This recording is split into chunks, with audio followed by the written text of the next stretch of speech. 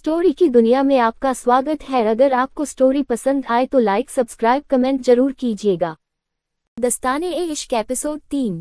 वहीं दूसरी तरफ इंडिया उत्तराखंड में एक लड़की जिसके चेहरे पर नकाब था और वह लड़की कुछ लड़कों से बचते हुए भागे जा रही थी कि उसे अपने सामने एक विला दिखाई देता है तो विला के पास जाने लगती है। देखती है कि वह विला दुल्हन की तरह सजाया गया था और उसके आसपास कई सारे बॉडीगार्ड थे और उसे विल को चारों ओर से घेरा हुआ है। तभी वह लड़की देखते हैं कि बहुत सारी करों का काफिला बिना चेकिंग के अंदर जा रहा है तो वह लड़की सबसे छुपाते हुए सबसे पीछे वाली कर की डिग्गी में घुस जाती है और उसने यह इतनी रफ्तार में किया कि उसे कोई नहीं देख पाया और वह करों का काफिला विला के अंदर एंटर करता है और उन सभी कारों के बीच में से एक लड़का निकलता है और वह कर के पीछे की ओर आने लगता है। कर की टिक्की खोल देता है जिसमें वह लड़की छुपी हुई थी। जैसे ही वह लड़की कर की डिग्गी खुलने की आवाज सुनती है वह सामने देखती है कि एक लड़का जिसकी हाइट लगभग 6.2 की होगी और उसे लड़के की तीखी नैन नक्श उसके चेहरे पर इस वक्त बेहिसाब गुस्सा था और उसे लड़की को गुस्से में देखकर वह लड़की रहती है, गुस्सा क्यों हो रहे हो, बस थोड़ी देर के लिए ही तो बाहर गई थी, इतना गुस्सा मत हो ना। तभी वह लड़का उस लड़की को अपने बाहों में उठा लेता है और उसे विला के अंदर लेकर जाने लगता है तो वह लड़की उसकी बाहों में छटपटाते हुए कहती है, देव मुझे छोड़ो, मैंने कोई गलती नहीं की। पर उस लड़की के बातों का उस लड़के जिसका नाम देव था उस पर कोई फर्क नहीं पड़ता और उसे विला के अंदर एक विशाल से कमरे में लेकर जाता है और उसे एक डबल बेड पर पटक देता है और देव कहता है कि तुम्हारी कोई गलती नहीं है तो किसकी गलती है, अगर आज तुम्हें कुछ हो जाता तो ये किसकी गलती होती। तभी वह लड़की रहती है, अगर कुछ हो भी जाता तो तुमसे क्या मतलब है, और बेड से उठाते हुए जाने लगते हैं। तभी देव कहता है, धड़क क्या तुम श्योर हो इस फैसले के लिए। तभी धड़क पीछे पलटती है और देव को गुस्से से देखते हुए कहती है, क्यों, इस फैसले के लिए तुमने नहीं कहा था तो अब क्या हुआ, इस फैसले के लिए तुम मना क्यों कर रहे हो। ये कहकर धड़क पीछे पलटी है और दरवाजा खोलकर बाहर चली जाती है। तभी देव कमरे का पूरा सामान तोड़ने लगता है और गुस्से से कहने लगता है कि धड़क तुम ऐसा नहीं कर सकती, यह फैसला लेकर तुमने अच्छा नहीं किया। वहीं धड़क नीचे जाती है और तभी उसे एक लड़की भागते हुए दिखती है, उसी लड़की के पीछे एक लड़का भाग रहा था। तभी धड़क कहती है, बस तुम दोनों ऐसे ही लड़ते रहो और यह मेरी जिंदगी झंड हुई है। तभी वह लड़की रुकते हुए कहती है, तो तू ही समझना, इस वरुण को कब से मुझे परेशान करके रखा है। तभी वरुण कहता है, धड़क मैंने कुछ भी नहीं किया, सब कुछ इस जिया ने ही किया है। तभी धड़क कहती है,